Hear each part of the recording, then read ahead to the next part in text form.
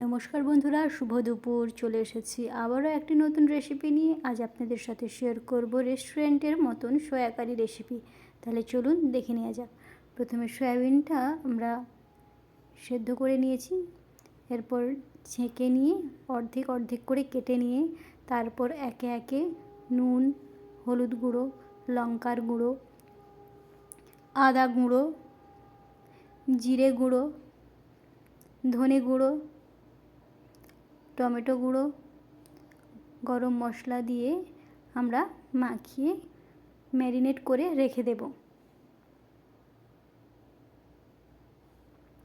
কিছুক্ষণের জন্য আমরা রেখে দেব।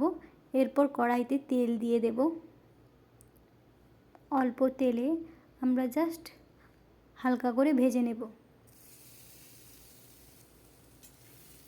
বেশি ভাজবো না, আমরা হালকা করে ভেজে নেব। এই সয়া কারি রেসিপিটার সাথে রুটি কিংবা পরোটা কিংবা ভাত খুবই দারুণ যায়। আপনারা বাড়িতে অবশ্যই ট্রাই করবেন রেস্টুরেন্টের মতন সয়া কারি রেসিপি। দেখুন, আমি বেশি ভাজিনি, হালকা করে ভেজে এবার আমি একটা পাত্রে তুলে নেব।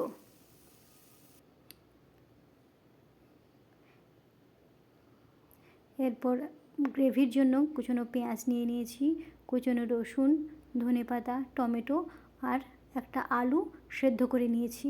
আর এই বাটিতে আদা বাটা, হলুদ ও লঙ্কা গুলে নিয়েছি। এরপর কড়াইতে তেল দিয়ে জিরে ও তেজপাতা ফোড়ন দিয়ে রসুন দিয়ে দেব। রসুন দিয়ে দেওয়ার পর একটু ভেজে নিয়ে কুচনো পেঁয়াজগুলো দিয়ে কিছুক্ষণ ভেজে নেওয়ার পর স্বাদ মতো নুন দিয়ে দেব। স্বাদ মতো নুন দিয়ে কিছুক্ষণ পেঁয়াজটা ভেজে নিয়ে আদা, হলুদ যে বাটাটা রেখেছিলাম সেটা আমরা দিয়ে দেব এবং দিয়ে ভালো করে ভেজে নেব। ভালো করে ভাজা হয়ে আসলে, তেল ছেড়ে এলে কুচনো টমেটোগুলো দিয়ে আবারও কিছুক্ষণ ভেজে নেব। ওপর থেকে কিছুটা গুঁড়ো লঙ্কা দিয়ে দেব, দিয়ে আবারও কিছুক্ষণ মশলাটা আমরা কষিয়ে নেব। তারপর একটা পাত্রে সেদ্ধ করে রাখা আলুটা ম্যাশ করে নেব। ম্যাশ করে নিয়েছি। এবার এই গ্রেভির মশলা সুন্দরভাবে কষানো হয়ে গেছে। ভালো করে কষে নিয়ে এর মধ্যে ম্যাশ করে রাখা আলুটা আমরা দিয়ে ভালো করে মিশিয়ে নেব।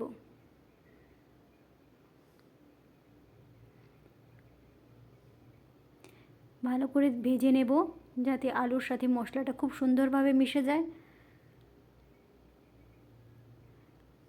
আপনারা বাড়িতে অবশ্যই ট্রাই করবেন, কেমন হয়েছে আমাকে জানাবেন। ভালো করে সয়াবিনগুলো দিয়ে ভালো করে মিশিয়ে নেব। সুন্দরভাবে ভাজা ভাজা হয়ে এলে ওপর থেকে আমরা কিছুটা গরম জল দিয়ে দেব। গরম জল দিয়ে কিছুক্ষণ ফুটে উঠলেই ওপর থেকে গরম মশলা ও ধনেপাতা ছড়িয়ে, দেখুন বন্ধুরা আমার গ্রেভিটা গাঢ় গাঢ় হয়ে গেছে, ফুটে উঠেছে। এরপর ওপর থেকে কিছুটা গরম মশলা ও ধনেপাতা ছড়িয়ে নামিয়ে দেব। নামিয়ে দিলেই রেডি। কেমন হয়েছে জানাবেন সয়া কারির রেসিপি। ধন্যবাদ।